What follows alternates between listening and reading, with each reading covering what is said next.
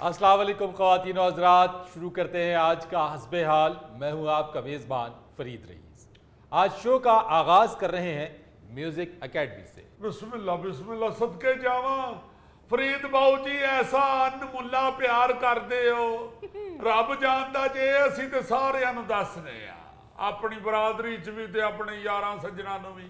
क्या प्यारे आदमी ने, असीं ते हर वेले दुआवां ही देंदे रहने आ तुहाडी मुहब्बत दी वजह तो। बहुत शुक्रिया, बहुत मेहरबानी सुरीले खान साहब, आप हमारे बुलाने पर शो में आ जाते हैं। हर शविक दी मिल जाती पैसे होवन को, हर शविक दी मिल जाती पैसे होवन को, नहीं मिलता ते प्यार नहीं मिलता ए सौदा नमो, नहीं मिलता ते प्यार नहीं मिलता ए सौदा नमो, सौखानियां बेचानियां मेरे बाजू दूजा मैनू भी नहीं लभना वे चाचा, अज तो मैं तेरी तू मेरा सजना वे जा, अज तो मैं तेरी।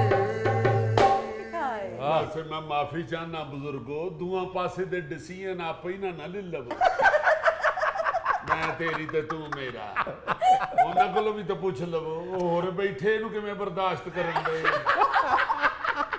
वो तो तेरियां खैरा मैं सदके जावा, मैं ते इन्ना मैं दुआवां देंदा जे कि शुक्र है अल्लाह दा सानू मुसीबत पाई। नहीं जी, एडा प्यारा सहरा दिता जी, की पे कर दे। बड़ी गल है जी, बड़ी गल। नूर जान दा गाना मनीर सैन गांडे आ, बड़ी गल। हां, यानी हर दूसरे दिन कोई ना कोई बाबे होरां दा स्यापा जेड़ा उन्हें सानू मजबूर कीता हो।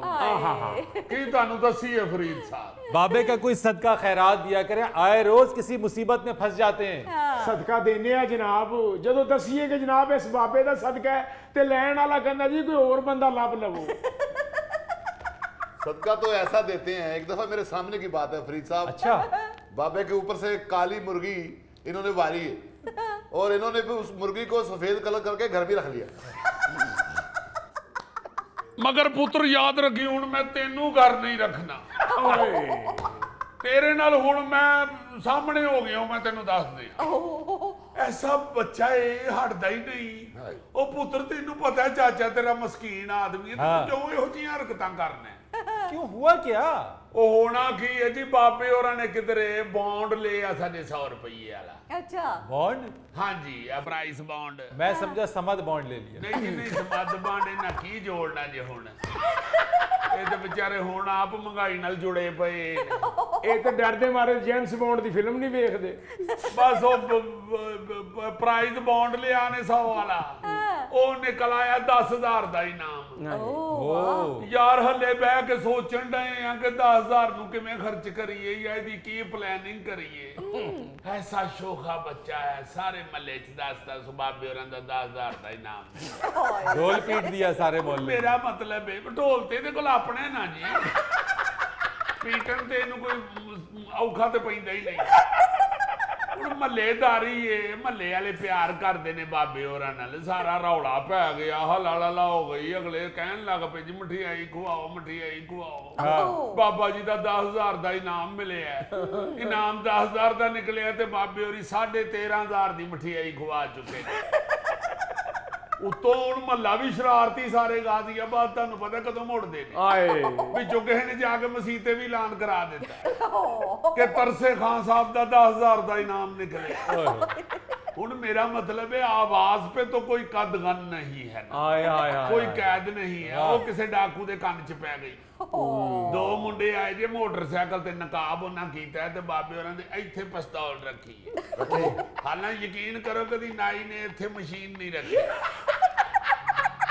वो आंदे ने कि बाबा जी हुण की इहदा करिए, ਤੇ ਉਹਨੇ ਪਿਸਤੌਲ ਰੱਖ ਦਿੱਤੀ। ਉਹਨੇ ਕਿਹਾ ਜੀ 10,000 ਕਿੱਥੇ ਰੱਖੇ ਆ ਜੀ, ਇਹ ਦੱਸੋ। ਕਸਮਾਂ ਚੁੱਕ ਚੁੱਕ ਕੇ ਬਾਬੇ ਹੋਰਾਂ ਦੱਸਿਆ ਕਿ ਪੁੱਤਰ 3.5 ਮੈਂ ਪੱਲਿਓਂ ਲਾ ਬੈਠਾ, ਕਿਹੜਾ 10,000। ਉਹ ਜੀ ਨਾਈ ਦੀ ਮਸ਼ੀਨ ਨੂੰ ਛੱਡੋ, ਬਾਬੇ ਨੇ ਕਦੀ ਆਪਣੀ ਉਂਗਲ ਨਹੀਂ ਇੱਥੇ ਰੱਖੀ, ਕਦੀ ਸੋਚਿਆ ਹੀ ਨਹੀਂ ਤੇ ਉਂਗਲ ਕਾਹਦੇ ਲਈ ਰੱਖਣੀ ਇੱਥੇ। एडे सालम डाकू, 4 चपेड़ा 12 गाला कटिया उन्होंने। यानी आपने गिनी भी है जी? बिस्ती ते गिनते ने, पैसे ते कोल हुंदे ही नहीं।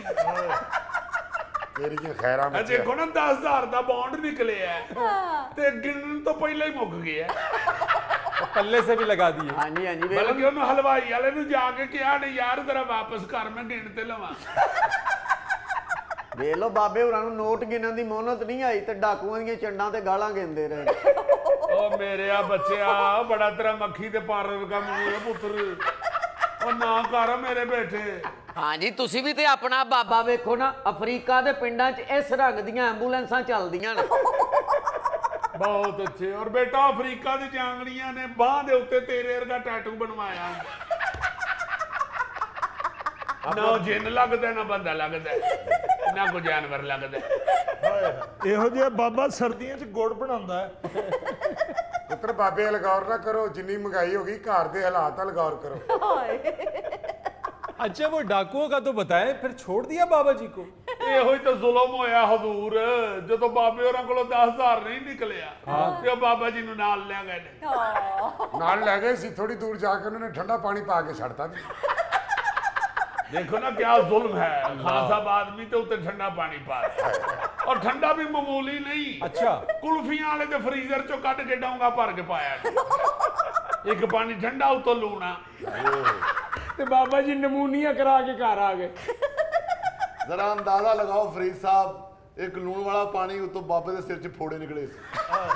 ਇਹ ਫੋੜੇ ਤੇ ਪ੍ਰਾਈਜ਼ ਬੌਂਡ ਮੇਰੇ ਇਕੱਠੇ ਨਿਕਲੇ।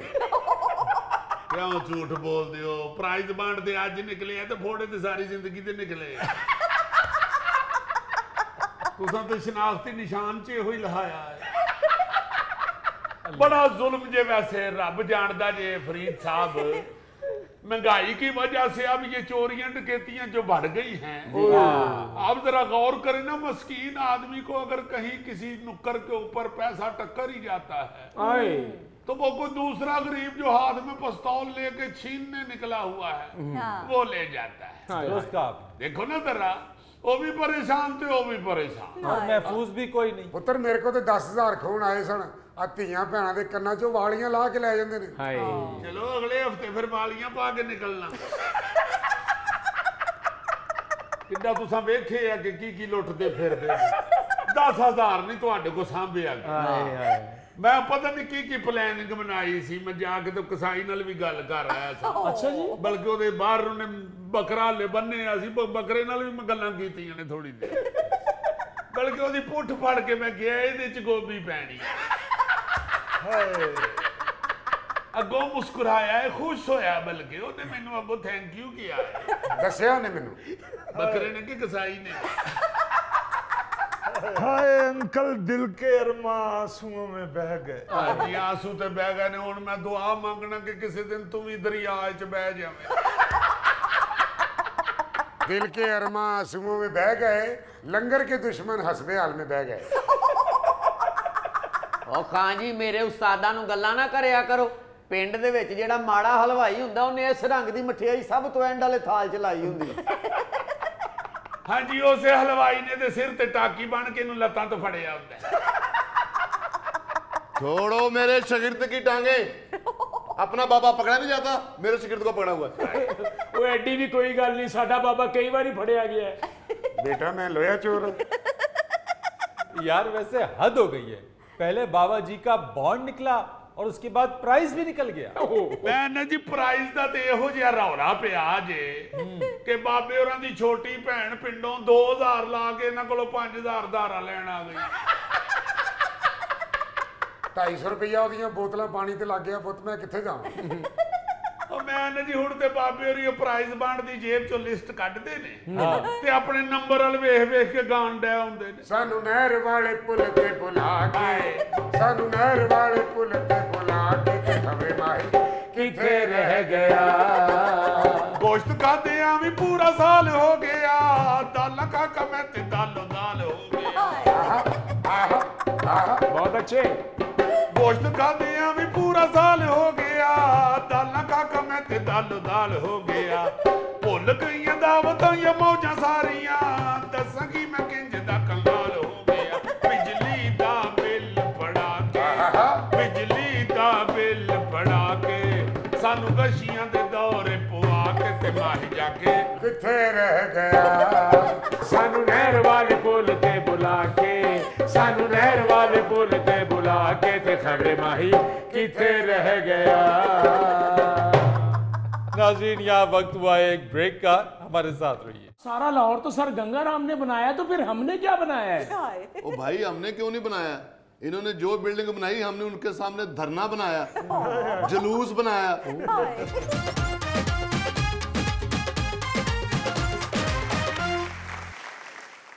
अच्छा जी, आजकल जिस तरह के मुल्की हालात हैं, दिन ब दिन मायूसी बढ़ती जा रही है। और इस मायूसी में हम खुद इजाफा इस तरह से कर रहे हैं कि अपने हुक्मरानों को, अपने लीडरान को दिन रात गालम गलोच में उनके लिए लगे रहते हैं, हुकूमत को कोस रहे हैं। अवाम में से कोई भी इस मायूसी को कम करने का नहीं सोच रहा है।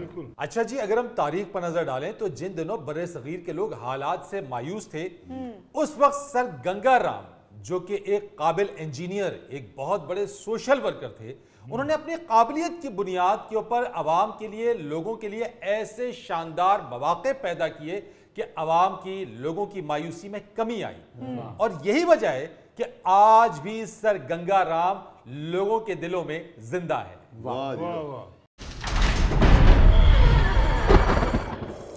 लो जी, बाबा जी की रूह खुद तशरीफ ले आई है। तशरीफ लाइए जनाब, sir Gangaram, the father of modern Lahore. क्या बात है जी, बहुत बड़े इंसान हुए हैं। लोग आज भी इनके किए हुए कारनामों से फायदे उठा रहे हैं। जी हाँ जनाब, तशरीफ रखिए सर, तशरीफ रखिए। और गोगा जी, आपने बड़ी अच्छी बात कही है कि आज तक लोग इनके किए हुए, इनके लगाए गए जो मंसूबे, अवाम की फलाह बहबूद के लिए जो काम किया, लोग दुआएं देते हैं आज भी इन्हें। बेशक। बहुत शुक्रिया जनाब, बहुत शुक्रिया। असल में मुझे ज्यादातर तो लोग गंगाराम हस्पताल के हवाले से जानते हैं, क्योंकि अब भी जब कोई बीमार होता है तो पास से कोई सियाना कहता है कि इसे गंगाराम ले जाएं। ये जो लोग आज तक प्यार करते हैं, मेरे साथ मोहब्बत करते हैं, उसकी वजह सिर्फ ये थी कि मैंने इस मट्टी से प्यार किया।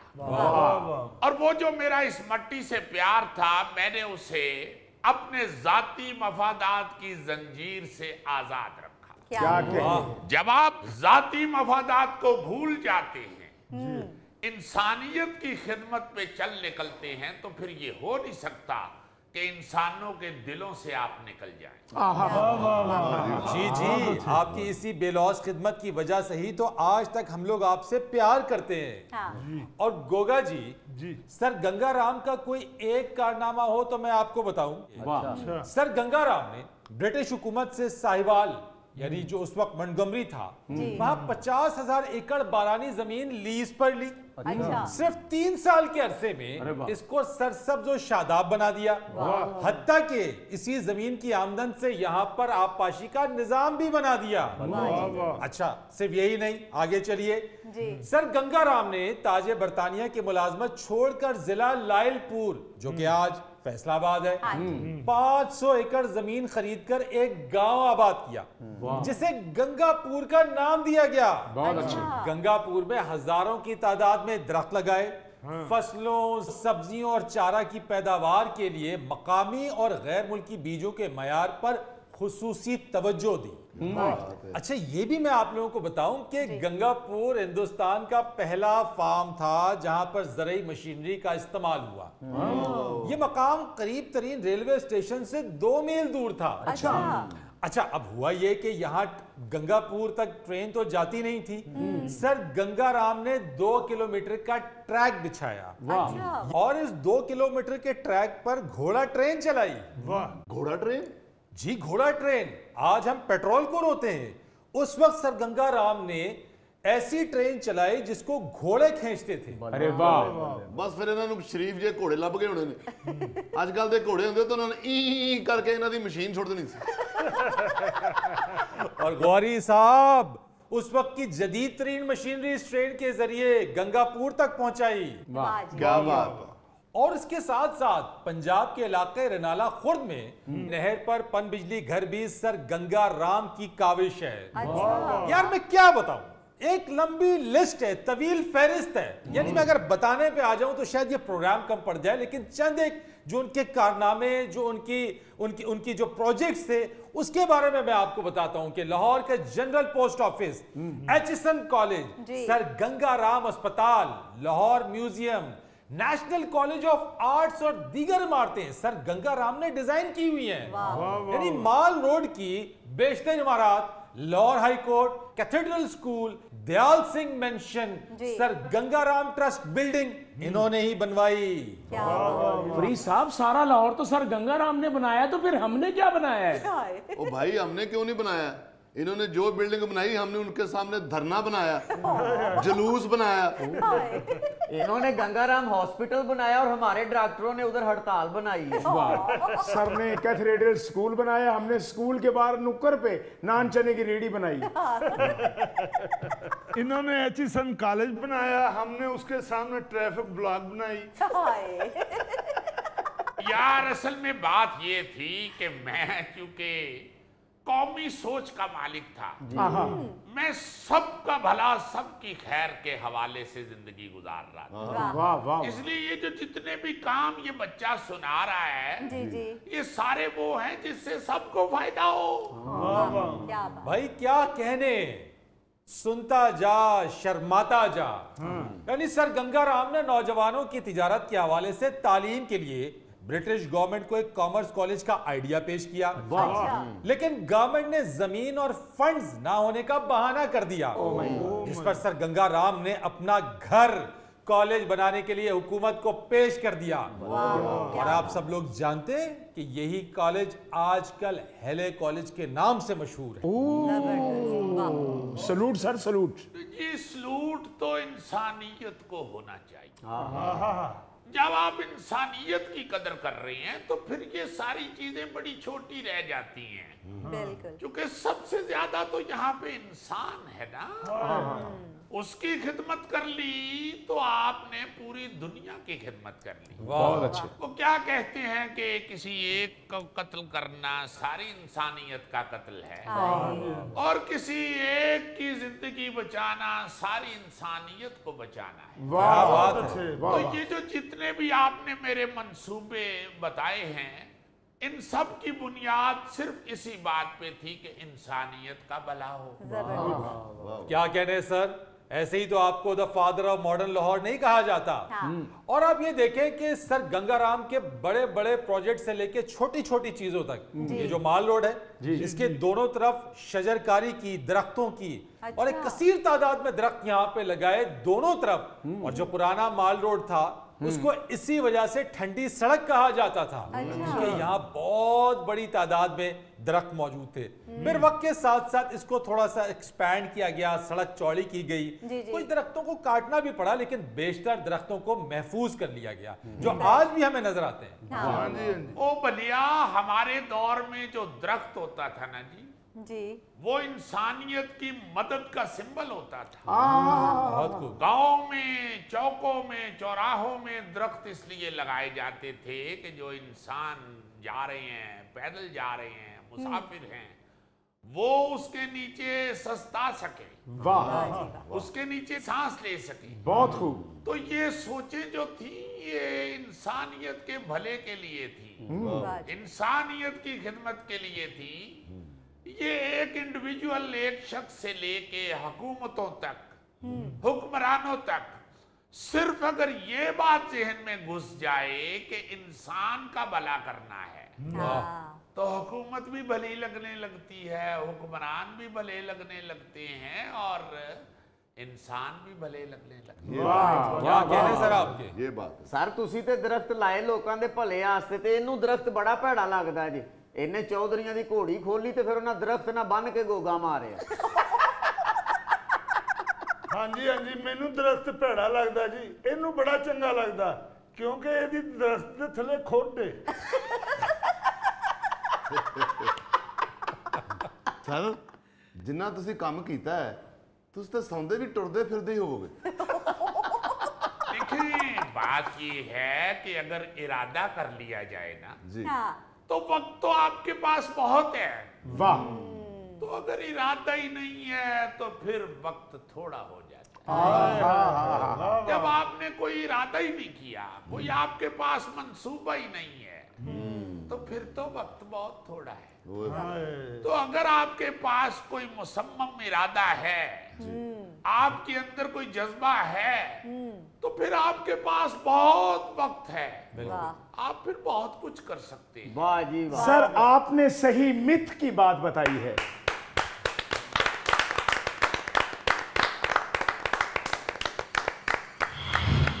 नाज़रीन, यहाँ वक्त हुआ है एक ब्रेक का, हमारे साथ रहिए। मैं छज पता से वन्ना आज कई दी कर ले अमाही पता से बांटने वाली याद आ रही है फरीद। मैं जब तुम्हें बताऊंगा तो तुम लोग मेरे हाथ चूमोगे।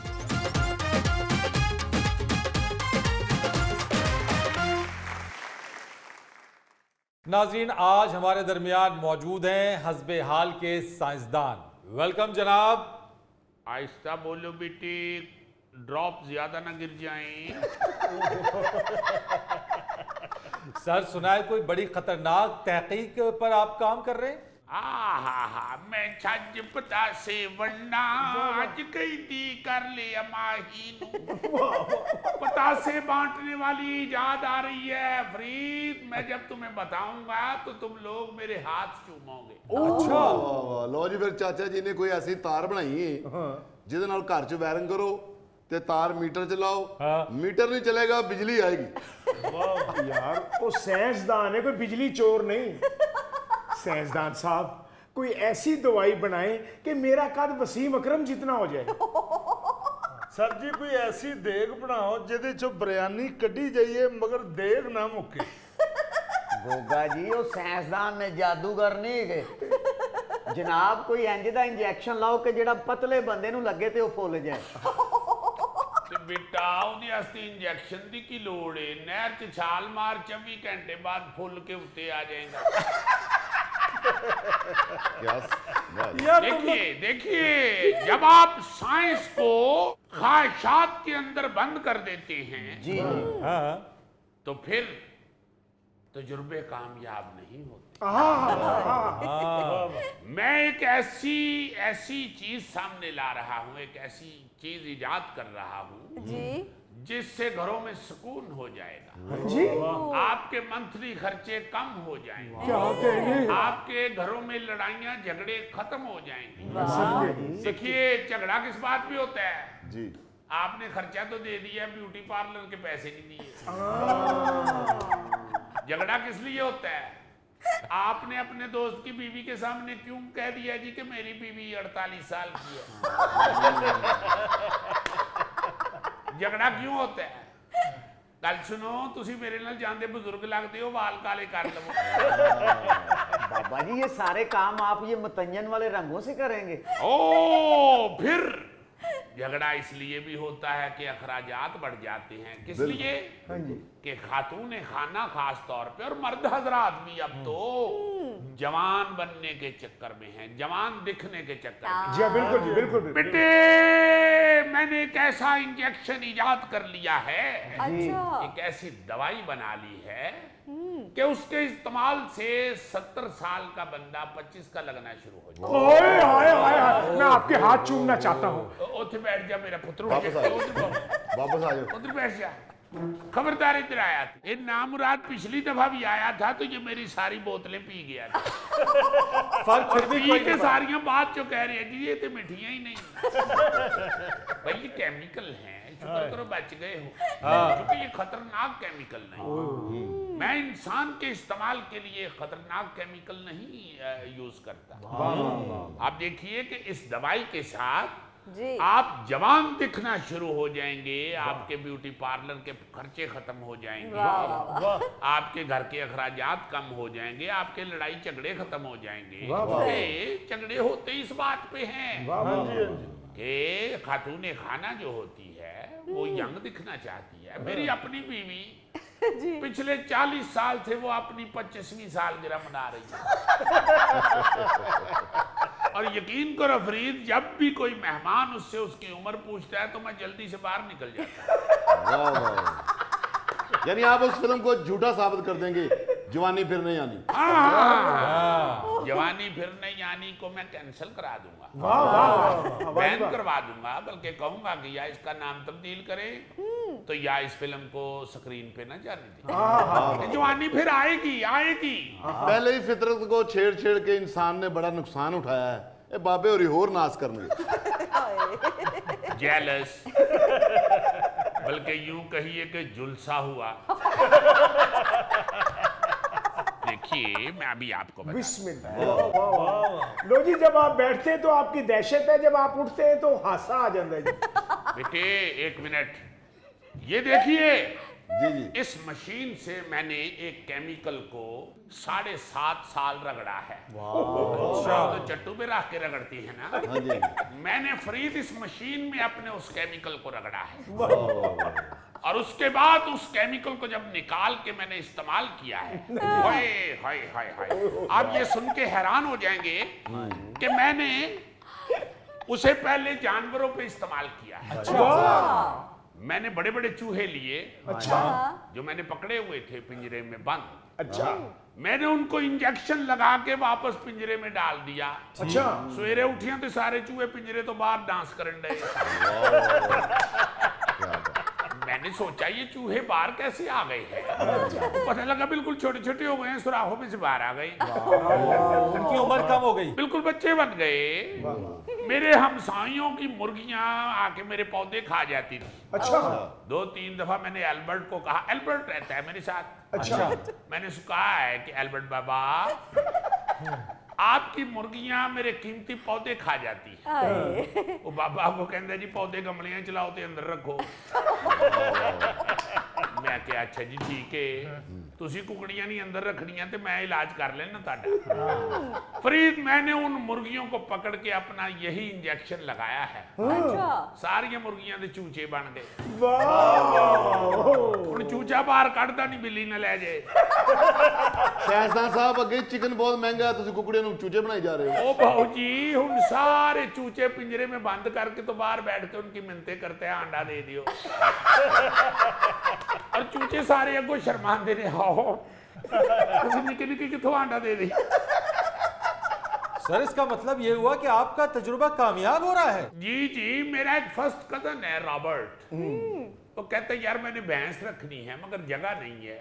अच्छा, घर के अंदर तो रखी नहीं जा सकती, बाहर मेरे पास जगह नहीं है। मैंने कहा फिक्र ना करो, भैंस खरीद लो, मैं तुम्हें बंदोबस्त कर दूंगा। उसने भैंस खरीद ली। अच्छा। मैंने जाके अपना इंजेक्शन लगाया, उसकी भैंस बकरी बन गई। अब वो अपनी भैंस अपने अंदर स्टोर में बांध ली। साइंसदान साहब हमें भी ऐसा कोई एक इंजेक्शन दे, हमने गोगा जी को लगाना है, हमें 2 जुल्फी चाहिए। देखिए मैं पहले मरीज चेक करता हूँ। बाबा जी अल्लाह का शुक्र है तुसी साइंसदान हो, जे फुटबॉल दे गोलकीपर हुंदे विचों बड़े गेंद लंघने सी। वाह। किसी से मैं पहले मरीज चेक करता हूँ, उसके बाद मैं बताऊंगा कि मेरा इंजेक्शन काम करेगा कि नहीं। 1 मिनट बेटा ठहर जाओ, मुंह खोलो बेटे, मुंह खोलो। नहीं बेटे, इंजेक्शन जो है वो भैंस पे तो कामयाब हो सकता है, गोगे पे नहीं।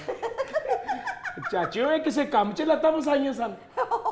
नहीं साइंसदान तो तुसी बड़े बड़े हो, लेकिन जो तुरदे हो तो बच्चे चुकन वाले लगदे हो। भाई देखिए बात ये है कि असल मसला ही ये है। अच्छा जी। कि आप जो कोई भी तजुर्बा करते हैं उस हवाले से आपको इल्म होना चाहिए। बिल्कुल। अगर आपने पढ़ा नहीं है, साइंस को देखा नहीं है, तो आप किसी भी तजुर्बे में कामयाब नहीं हो सकते। मैंने पढ़ा बहुत है, बैठ के पढ़ता रहा हूँ। वाह वाह वाह। इतना पढ़ा कि मेरी टांगें जुड़ गई। बस आपने इतना पढ़ा और इन दानिश्वरों ने सिर्फ आपकी टांगों को पढ़ा है। देखिए ना जरा, यानी मेरी टांगों की तरफ सबकी तवज्जो है, मेरी इजाद को कोई नहीं देख रहा। यार आप लोग इनकी बातों को, इनकी तहकीक को ना मजाक समझ रहे हैं, हर बात को मजाक में ले जाते हैं। तो यार कुछ संजीदा हो जाओ, देखो तो सही कि कितनी बेहतरीन तहकीक है। एक रिपोर्ट के मुताबिक मैं बताऊं, पूरी दुनिया के अंदर, साल 2022 की रिपोर्ट है जी, पूरी दुनिया में लोग ये जो ब्यूटी प्रोडक्ट्स होती हैं, ये जो हेल्थ केयर की सर्विसेज होती हैं, इस पर 650 अरब डॉलर सालाना खर्च करते हैं, सिर्फ इसलिए कि जवान नजर आए। अगर अगले 10 सालों में ये तहकीक यानी आम इंसानों तक पहुंच जाती है, सब लोगों में हो जाती है, लोगों की उम्र रिवर्स गियर लग जाता है अगर उसको, तो यकीन जाने कि ये दुनिया में एक इनकलाब बर्पा कर देगा। हाँ जी सर, बिल्कुल ये सही कह रहे हैं, इसमें खवातीन का बहुत फायदा है। कोई ऐसा वैसा, लेकिन एक बात मैं आपको बताऊं, ब्यूटी इंडस्ट्री को इससे बहुत नुकसान होगा, और वो इस तरीके से कि खवातीन को जवान नजर आने के लिए जो 36 किस्म की जो प्रोडक्ट्स होती हैं, जिनकी एडवर्टाइजमेंट की जाती है, जिनको बताया जाता है ये आप लगाएंगे तो जवान नजर आएंगे, वो तमाम चीजें बस इतनी सी मेडिसिन में समो जाएंगी। जी हाँ, पिछले लड़ाई झगड़े मैं सोचता हूँ बंद हो जाएंगे, मगर नए लड़ाई झगड़े जन्म लेंगे क्योंकि रिश्ते वाले देखने आएंगे बच्ची को और पसंद कर जाएंगे अम्मी को।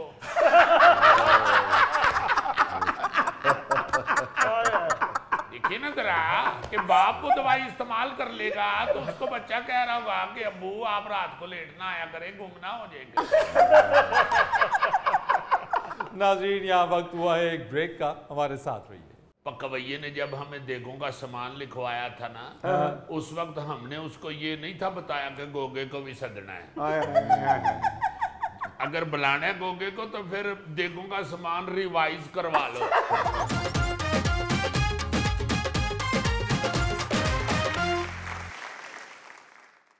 अजीजी, आजकल शादियों का सीजन चल रहा है और हर घर में 1, 2, 4 शादी कार्ड जरूर मौजूद हैं। बिल्कुल, तो मैं भी जाहिर है शादी पे बुलाते होंगे। जाहिर है बुलाते क्यों नहीं है, मैं गोगा जी हूँ। गोगे के लिए जब शादी कार्ड लिखने लगते हैं ना तो पास से कोई सियाना बंदा कह देता है कि 1 मिनट खलो जाओ। पकवैये ने जब हमें देगों का सामान लिखवाया था ना, उस वक्त हमने उसको ये नहीं था बताया कि गोगे को भी सदना है। अगर बुलाना है गोगे को तो फिर देगों का सामान रिवाइज करवा लो। अब गोगे को बुलाते नहीं, डर जाते हैं। अजीजी, गोगे की जान छोड़ो। छोड़ दी, बहुत मेहरबानी। अच्छा ये बताओ, ये तुम एक अवामी आदमी हो, आजकल शादियों में जो नई मुश्किलात दरपेश आ रही हैं लोगों को, उस हवाले से जरा हमें बताओ। लाहौर, ये तो आपने टॉपिक ही बड़ा खतरनाक छेड़ दिया है जो वाकई बहुत ही दिलसोज है। देखो आजकल जो शादियों में मेन मुश्किलात है ना, जी वो फरमाइशें हैं, और फरमाइशें भी दूल्हा की तरफ से या दुल्हन की तरफ से। हाँ जी। बच्चे ये नहीं सोच रहे कि हमारे वालिद की कितनी इस्तात है, उसकी कितनी कैपेसिटी है। वो इधर उधर से यारों दोस्तों को देख के, मोहल्लेदारों को देख के, लोगों की शादियों को देख के तो झट से बाप से फरमाइश कर देते हैं। हाँ जी। पहली बात ये कहाँ से शुरू होती है जी, कि जब बाप बच्चे को स्कूल दाखिल करने के लिए प्लान करता है ना, तो उसकी ख्वाहिश होती है कि मैं किसी बड़े अच्छे स्कूल में बच्चे को दाखिल एडमिशन कराऊं। करवाओ। वो बेचारा अपना हाथ तंग करके या सिफारिशें ढूंढ के किसी बड़े अच्छे स्टेटस वाले और बड़े अच्छे स्कूल में वो दाखिल करवा देते हैं। जी, ऑब्वियसली वहां पे बहुत सारे अमीर लोगों के बच्चे भी दाखिल हुए होते हैं। जी जी जी। एक माड़ा बंदा बेचारा अपना हाथ हुथ तंग करके तो उधर बच्चे को दाखिल करा देता है। बहुत से ऐसे स्कूल हैं बड़े बड़े हाँ जी। महंगे, बड़ी फीसों वाले। अब जब बच्चा उधर दाखिल होता है तो उसके दोस्त अहबाब जो बनते हैं उसमें बड़े तगड़े लोगों के बच्चे भी होते हैं। सही। उनके साथ उनका आना जाना, उनके साथ गुफ्तगू, उनके साथ पार्टिसिपेशन, उठना बैठना हाँ जी, उठना बैठना शुरू हो जाता है। हो जाता है। अब वो अपने बजट के हिसाब से जिंदगी गुजार रहे हैं। ये मस्कीन जो मेरे जैसा है, इसने अपना हाथ तंग करके तो बड़े स्टेटस वाले स्कूल में बच्चा दाखिल करा दिया। बच्चा अब उनको देख रहा है, तगड़े स्टेटस वाले लोगों को। वो घर आके वही फरमाइशा करनी शुरू हो जाता है। अब जब वो स्कूल और कॉलेज सारा कुछ भुगत के शादी के टाइम पे पहुंचता है, जी। मैंने खुद देखा है कि बच्चियां कह रही हैं बाप से कि पापा मुझे वो मेरी सहेली ने बताया था कि फलां शादी हाल में शादी होनी चाहिए, वो बहुत अच्छा है। ओ पुत्र फलां शादी हाल जो है वहां का बजट तुम्हारे बाप के पास है ही नहीं, तुम क्यों इस तरह की फरमाइश कर रही हो कि बाप अगर पूरी करे तो कर्जे तले दब जाएगा, ना पूरी करे तो सोचो के तले दब जाएगा, औलाद नाराज हो जाएगी। जी हाँ जी हाँ, सारी जिंदगी बेचारा इधर फंसा रहेगा। मैं बेटी की इतनी सी फरमाइश नहीं पूरी कर सकता, अल्लाह वो इतनी सी होती नहीं उसके बजट के मुताबिक। वो बेटी के लिए इतनी होती है, बाप के लिए पैसों की शक्ल में इतनी ज्यादा, बहुत ज्यादा। देखो ये बच्चों को मैं ये अर्ज करूंगा कि खुदा वास्ते ये यकीन रखें कि आपके वालिदैन जो हैं वो अपनी कैपेसिटी, अपनी इस्तात से बहुत ज्यादा आपकी खुशियां चाहते हैं। उनको खुद ही करने दें जो वो करते हैं। बिल्कुल सही। वो जो कर रहे हैं उनसे कहें कि पापा थैंक यू, क्योंकि ये यकीन रखें कि उन्होंने बहुत अच्छा आपके लिए किया। बहुत कोई भी बाप जो है उसको आप पूरा नहीं जानते जी। या आप अपनी पिछली ख्वाहिशात जो आपके बाप ने पूरी की होती हैं आप उसके मुताबिक भी शायद गलत कह दें। वो बेचारा जोर जोर ला के आपकी ख्वाहिशात पूरी कर रहा है, उसके पास पिज्जे के पैसे नहीं है, वो आपको पिज्जा खिला रहा है। या आप बर्गर का कहते हैं तो उस बेचारे ने जिन्हें की हांडी पकानी है 2 डंग की 3 डंग की, वो आपको एक ही टाइम में अगर बर्गर ले देता है तो इसका ये मतलब नहीं है कि वो आपकी इतनी बड़ी ख्वाहिशात भी पूरी कर सकता है। बहुत बिल्कुल सही, ठीक है ना जी। फिर देखो एक और बहुत बड़ी प्रॉब्लम बन गई हुई है कि ये नया रवाज चल पड़ा है जी कि अब तो शादी घरों वालों ने कईयों ने साथ ऐसी अनेक्सियां सी बना ली हैं कि वो देते हैं दूल्हा और दुल्हन को लाखों रुपया एक एक रात का उनका किराया है। अब जो लाखों रुपए आपसे ले रहे हैं जाहिर है उन्होंने अंदर पैसे लगाए हुए हैं। उनका जो बाथरूम है या उनका जो बेड है या उनका जो फर्श है या उनका जो लाइटिंग हुई हुई है भाई वो इसलिए उन्होंने इस स्टेटस की हुई है कि वो तो 2-3 शादियों में वो कमरे के पैसे तो पूरे कर चुके हैं। बिल्कुल ऐसे ही। अब तो उनका ये बिजनेस है। मगर आप उधर रह के जब आ जाते हैं तो सारी जिंदगी आपको अपना बेडरूम अच्छा नहीं लग सकता। इसलिए खुदा वास्ते बच्चों को उस बेडरूम में लेके जाएं, उस घर में लेके जाएं जहां उसने सारी जिंदगी गुजारनी है। उसे पहले दिन ये पता चले कि मेरा ये घर है। बहुत अच्छे, बस दैट्स इट। ये आप बड़ा जुल्म कर रहे हैं बच्चों पे, बच्चियों पे। मेंटल स्टेटस है जो वो आप खुद बड़ा हाई कर देते हैं और फिर धड़ाम से वो नीचे गिरते हैं और वो पजल हो जाते हैं। उनके अंदर, उनकी जिंदगी के अंदर झगड़े शुरू हो जाते हैं, ख्वाहिशात अजीब अजीब बन जाती हैं। और फिर ये बच्चों को खुदा के वास्ते ये समझना चाहिए कि आपका बाप अगर हलाल या हराम कमाता है तो उसमें आपके बिहेव का हिस्सा है। बिल्कुल सही सर। आपकी बाप के साथ डीलिंग जो है वो उस पर असरअंदाज हो रही है। आप बड़ी ख्वाहिशात कर देते हैं तो आपका बाप फिर जैसे तैसे जायज नाजायज तरीकों से वो पूरी कर रहा है। उतना ही रहे जिसमें आपका बाप जायज कमाई लाता रहे। क्योंकि जब आप हराम खाना शुरू हो जाते हैं तो वो कहीं ना कहीं जाके पंक्चर हो जाती है। और रजी कहते हैं कि ज़्यादातर लोग जो हराम कमाई की तरफ जाते हैं उसमें सबसे बड़ा जो एलिमेंट है वो यही होता है कि वो कहता है मैं अपने बीवी और बच्चों के लिए ये कर रहा हूँ मैं। जी जी। अच्छा ये वालिदैन का कसूर। हाँ जी बिल्कुल। मैं अर्ज कर रहा हूँ ना जी कि आप किसी अच्छे स्कूल में पहला जब दाखिला दिलवाते हैं बच्चे को, वो पहला कदम है बच्चे का दिमाग खराब करने का। आप ऐसा करें, मैं नहीं कहता ना करें, मगर बच्चे को उसी वक्त से समझाना शुरू कर दें। मैं एक ऐसे बच्चे को भी जानता हूं कि जिसने अपने ड्राइवर से कह दिया, जो छोटी गाड़ी पे उसे छोड़ने जाता था, थी छोटी गाड़ी, तो वो ड्राइवर को कहता है कि यार आप जब आते हो गाड़ी पे या मोटरसाइकिल पे किसी वक्त आते हो तो आप स्कूल से दूर खड़े हुआ करो। मेरे दोस्त देखते हैं, शर्म महसूस करता है। यही से आप अंदाजा लगा लें कि क्या ज़हन बन रहा है। यही से आप अंदाजा लगा लें। आप बच्चे को बताएं कि बेटे शुक्र करो मोटरसाइकिल पे आ रहे हो। वो देखो ना कितने सारे पैदल जा रहे हैं बच्चे। ये भी इंसान हैं, ये भी बड़े प्यारे हैं, इनके भी शक्लें आप जैसी हैं। फरमाया गया ना अपने से नीचे को देखो, ऊपर वाले को ना देखो। ये बात है, अपने से नीचे वाले भी दिखाओ बच्चे। दिखाओ बिल्कुल। ऊपर वाले देख देख के तो उसका दिमाग खराब हो ही रहा है। उसका दिमाग ठीक करने के लिए उसे नीचे की तरफ तवज्जो दिलाओ। हाँ जी। उसको कहो कि ये भी है इंसान, ये अल्लाह ताला की तकसीम है, इसमें कोई शर्म नहीं है। वो देने वाला है। जिसके पास ज्यादा है वो अपना कारनामा है? हाँ। बिल्कुल नहीं, उसका कोई कारनामा नहीं है, ये उसकी रहमत, ऊपर वाली। ये उसकी अपनी तकसीम है और वो खुद कहता है मेरी तकसीम है। बिल्कुल, पर उसके साथ तो आधा लग ही नहीं सकता। हाँ। जिसको दूं जिसको मर्जी ना दूं, जिसको मर्जी ना दूं।